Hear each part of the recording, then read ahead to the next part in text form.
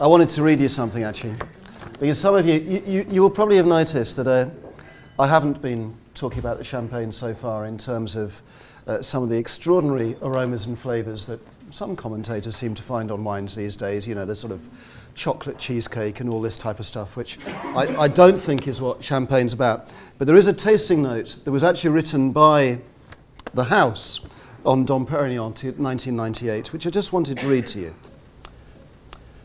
Matter vanishes, the finish vibrates, the taste buds are aroused by a controlled ardour.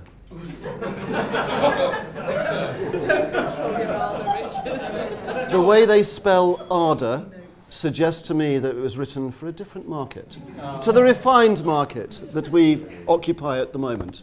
But anyway, I love this idea of matter vanishing when you drink a champagne. I think that's great. Anyway, controlled ardour, I don't know what they're talking about. Anyway, this, again, I'm sure you can tell just by tasting it, it's actually quite unusual for Krug, because because Chardonnay is dominant. Whenever I think of Krug, I think of it being a Pinot, a red grape dominated champagne. But in 1998, and as it happens in 1981, Chardonnay was the dominant grape, almost 50% of Chardonnay. And that's simply because in those vintages, Chardonnay did really well, or the Chardonnay in their vineyards did really well. So, and it's one of the things I like about these houses, that it's nothing systematic. Each vintage is assessed according to the conditions, according to what Mother Nature has given them to work with. And so the cépagement will differ from year to year.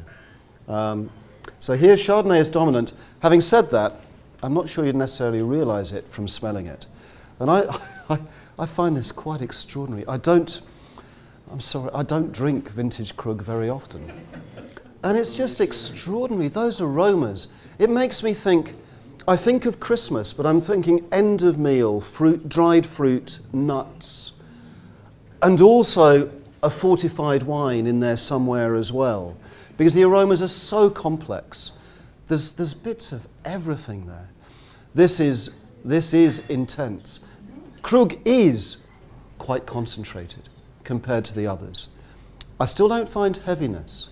I think there's a real elegance to Krug, but the flavours are bolder. And in many ways, for a wine commentator or writer, Krug's easier, because I think the flavours are easier to describe in a way. They're more easier to put it into. Our vocabulary is better suited to aromas like these, I think. So it helps in that sense. I suppose where I come from with a champagne like this, and it's extraordinary, and I love the opportunity to drink it. When I'm drinking Dom Pérignon, which I do get a chance to drink from time to time, a bottle doesn't last very long. It is so drinkable. It's really, there's a finesse about it, a pure drinkability about it, which I know doesn't sound very refined or profound, but if great wine isn't drinkable, then what's it for? You know, it's got to be drinkable as well. And Dom Pérignon is very, very Moorish. This is more intense. I would spend longer savouring a glass of this, and it would take me longer to finish that first bottle.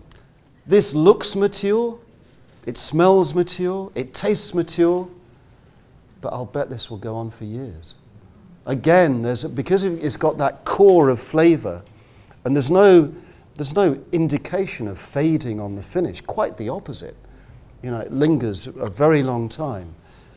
This will keep for a very long time as well, I think. And I suppose the other thing that astonishes me, as I said right at the beginning, 1998 was quite a high-yielding vintage. That just doesn't taste as if it's been made from high-yielding grapes, and yet it was that sort of vintage. Tremendous intensity. There are other aspects of this that, to me, come into play. Again, I find, and I use this word advisedly in a positive way, again I find a very slight bitterness on the finish, but I really like that. It's like bitter chocolate. You know, the finish is quite nice as well.